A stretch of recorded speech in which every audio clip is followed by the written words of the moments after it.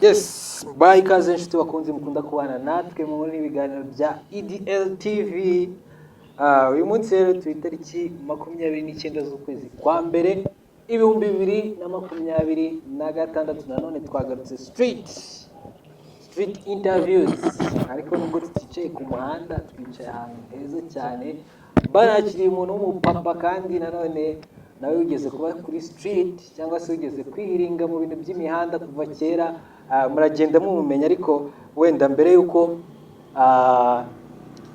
na mubwira ngo abibwire, nagira ngo mbibutse ko uyu munsi twagarutse ku njyana ya hip hop muri rusange. Hari impamvu natumiye uyu muntu muri kubona hano bijyanye n'uburyo agaragara. Murabona ko amaje kuba umuntu nyine widistance muri life, ntago bikiri street no kwiruka kuba producer cyangwa se nyine nka life ya kera, kuko ni mubibutsa cyangwa se ni mubwira ngo abiyibutse murasanga mumuzi.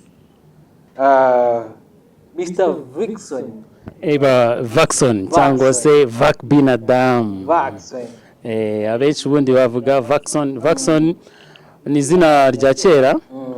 Ndibuka niga mu wa mbere secondaire kuri Joke Saint Joseph hano mu mujyi. Yego, wasangaga ibikuta byo kwishuri byose naranditseho Lil Vaxon.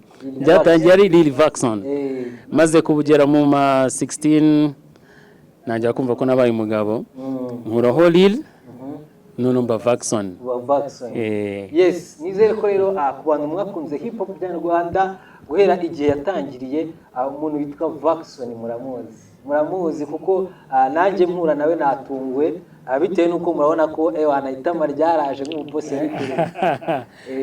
Nkuko bigaragara ubuzima burahinduka. Buriya hari ukuntu umuntu anyura mu bintu byinshi, ariko uko agenda azamuka agenda ahinduka igihagararo, imivugire, imigendere, byose tubirahinduka bitewe n'imyaka umuntu aba agezemo. Yego. So ngiye dutangira rero, ndashaka kubaza abantu benshi bamenye indirimbo yitwa Takaramu. Yes, Takaramu. Ariko indirimbo nyinshi mwaje musora kiragihe nazo zabaye hit. Mwari mufite hit kiragihe. Kwanza twinjira yari nka 2000 na kangahe? Igihe natangiriye career ya music, igihe mwakoze indirimbo igahita ifata u Rwanda rwose, nkuko ubu ngubu Bruce Melody asohora indirimbo igafata. Mwe kiragiye nago nkusubije inyuma igihe watangire, kuko abura n'igihe wagira igitekerezo nacyo aba ari cyo gihe nyine wagitangiriye uhise ugitangira nyine ukagikora. So ngenda ndashaka kubaza igihe mwakoze indirimbo ya mbere igahita ifata u Rwanda rwose muri rusange, harimo na Takaramu, yari byari hari muri 2016 mu mezi atangira. Sina precisa neza mu mezi, ariko ndibuka ko umwaka wari uri gutangira icyo gihe hari nko mu kwa mbere cyangwa mu kwa kabiri, nibwo twagize igitekerezo cyo gukora indirimbo nk'iriya. Yego, kubw'umugisha na talent indirimbo y'abanijya kure cyane, yageze kure, yarenze n'imipaka. n'indirimbo muri muntu wese uzi indirimbo Takaramo cyangwa ucyumva iyo slang Takaramo yahitaga abona crew yaririmbye iyo ndirimbo. Exactly. So turashaka rero tutizimbye mu magambo, n'abantu badukurikira maybe nowadays hari Gen Z ntago bazi trap na kinya trap, ntago bazi ngo hip hop ya kera yaba Vaxon b'icyo gihe, yaba Bulldog b'icyo gihe, ndetse namwe nka Vixon. Vaxon ndajya gukosora ni Vaxon. Ntago mperuka kutwapudatinga, niyo mpamvu baratakaye ibyo bashize iminsi myinshi. Imyaka n'imyaka urumva kuva 2016 kumanuka umuntu aba yaratangiye kera. Ko niba nkubwiye ni izina Vaxon narifashe 2006 2005 gutyo nkiri muto, primary school, second school mu wa mbere, kugeza amaginga yangaya. Hari n'abantu banaryibagiwe basigaye banzi kuzina rindi nk'umuntu w'umupapa ry'ababyeyi. Ariko buriya nk'uko warumbajije uti generation yanyu, umuziki wanyu wari umeze gute dukompaye n'umuziki w'iki gihe w'aba Gen Z? Twebwe twakoraga umuziki nta social media, kuko nagiye muri studio bwa mbere na Facebook itaraza. Wenda nk'umuntu avuge yashyizeho agafoto, yashyiraho lyrics, wenda areba na telefone icyo gihe zari nkeya. kubona telefone yawe ifi yafotora neza cyangwa yabikora video igenda neza ntago byari byoroshye. Rero icyo gihe twe twari dufite umutima wo gukunda ibyo dukora, kabone niyo ababyeyi bidukuragamo mu njyana y'ibirara, injyana y'abanywatabi, injyana muri kwigana yo muri Amerika, mwambaye pocket, mwambaye ama big t-shirt, mwambaye ingofero murazihengeka. Twahuye n'urugamba rukomeye ku bijyanye n'ababyeyi. Abantu benshi bakoze hip hop muri icyo gihe, ngira ngo muri guhita mubyibuka neza. Noneho bitandukanye no muri iki gihe. Muri iki gihe urajya muri studio ufite n'amafaranga, twebwe nta mafaranga twagiraga. Urajya muri studio ukore injyana zigezweho, urimo urakora navuga ngo iki, uri kureba umuziki ugezweho, ugatujya muri studio nawe ukawukora. No waje AI noneho ubwo igwa na lyrics n'ibintu bitandukanye rero. Ariko rero papa Vixen for going far, ushaka sibyo utwinjize neza ukuntu wamanukaga imirongo muri Takaramu, then utwinjize no mu zindi ndirimbo zanyu z'icyo gihe.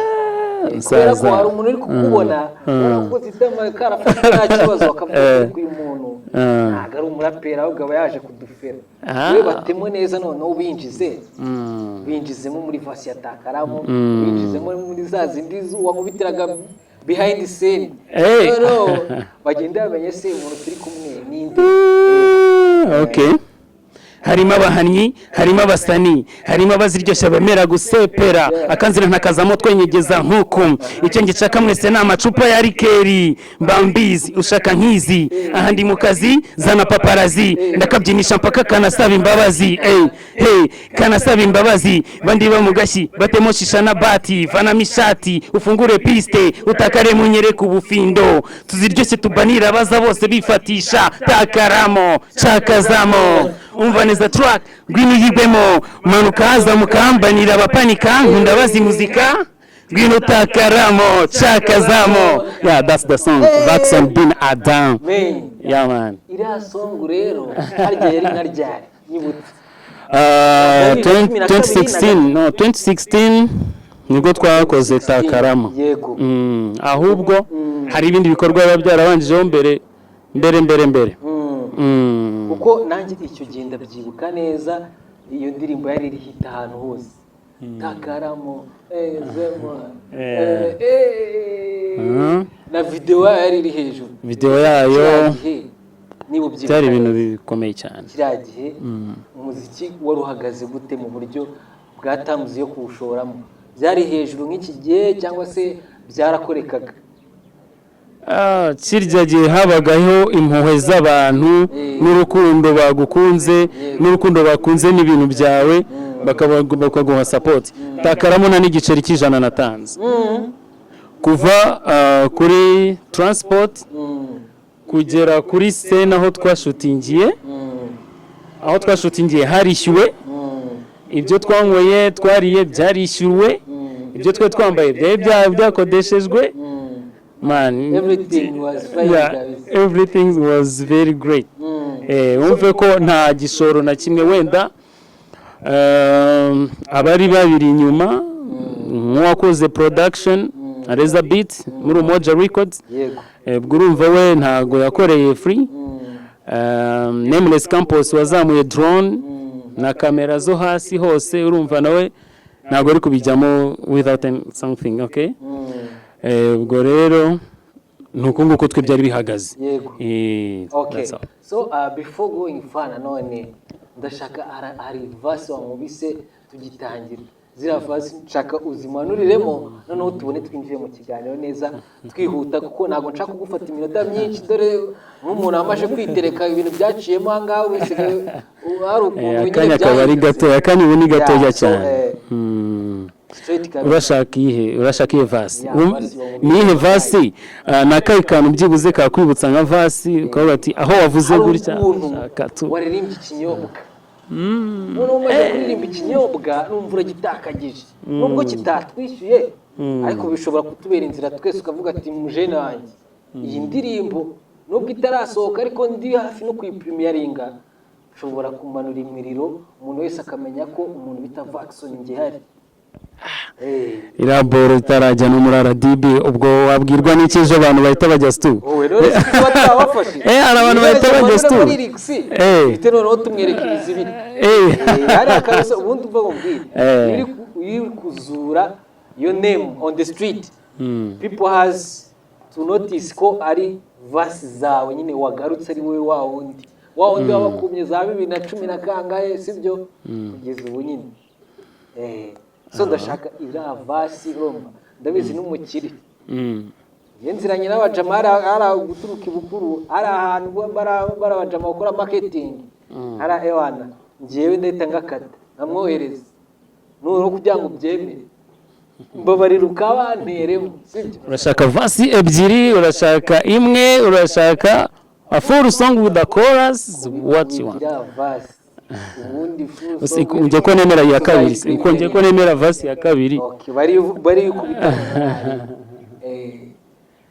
buriya rero reka nkubwira ikintu kimwe nje imyandikire yanjye itandukanye nuko njya numva ibindi bintu nje verse zanjye uzikunda zombi kuko niba iya mbere ibimeze nka introduction ira n'indirimbo yo gutaka ikintu runaka ubwo kira kintu nagitatse muri ubwo buryo mfite umutwe igihimba n'amaguru urabizi mu myandikire nuko nguko ubundi abantu bandika mu zindi ndimi abantu bari kubyumva ntabwo ari ngombwa ko tubivuga turi abanyarwanda tugomba gukora ikiganiro mu kinyarwanda ariko ira ndirimbo si ya Mitsingi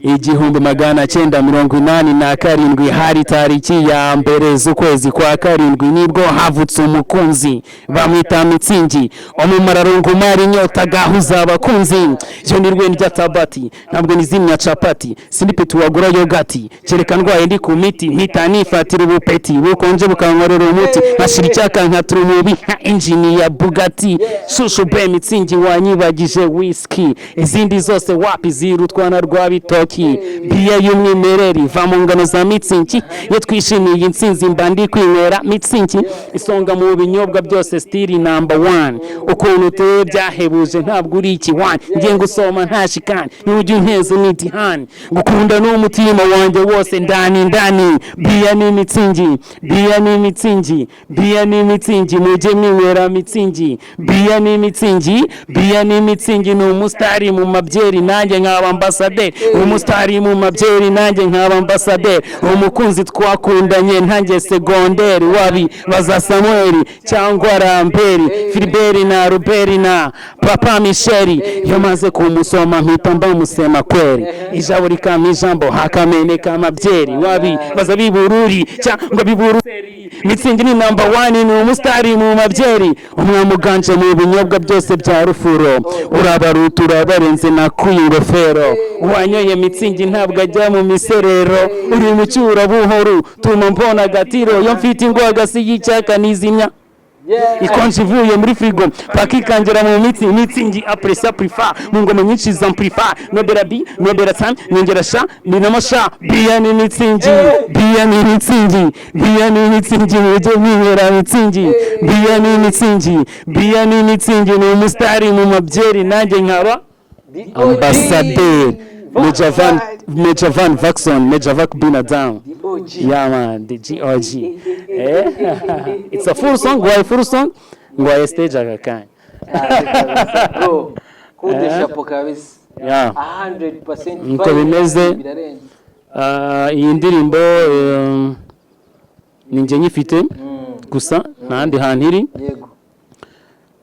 Kereka wenda nka producer wayikoze Kush Beat ebana amaboko kabisa hejuru bro Kush Beat ni umuntu ukora ibintu byiza arimo arazamuka izina rye ndumva nawe urizi niwe wakoze beat na record gusa ibiza kurikiro bya video yayo tuzayibatangariza next time namwe tukeneye support zanyu ibitekerezo amafaranga tukazashutinga ikintu abajene bose bari kuri Mitsingi abana kabisa so dukomeza rero ndagira ngo noneho nkawe nka Vaxon watangiye umuziki kera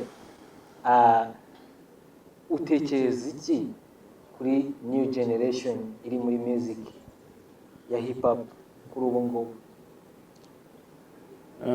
New generation nyitekerezaho iki? Ubwo ushatse kuvuga uyikomparinga na n'igihe cyanyu nyine, imyandikire, beats ndetse n'imbaraga nyine zakoreshwaga n'izikoreshwa ubu. Ari igihe hari abandi bahanzi bakoze old school nkanjye ba kera bo bakunda kuvuga ngo wenda ngo iby'ubu bizamo ubunebwe, ariko njyewe imvugo nabivugamo itari nk'iyabo ngabo. Vasi z'ubu ngubu ntago umuntu azumva, bumva beat ariko wumva amagambo ye ntubashe kuyumva. Urumva twe twararapaga kera, umuntu wenda ngashobora kuba navuga ngo hip hop preach prod igenda ivunguka, nta pisi ipangirwa abanyagacupa ubwo bose bariyo kandi nta kiriyo, ukaba wakumva buri jambo nanditse ukuntu risona. Ariko ubu ngubu umuntu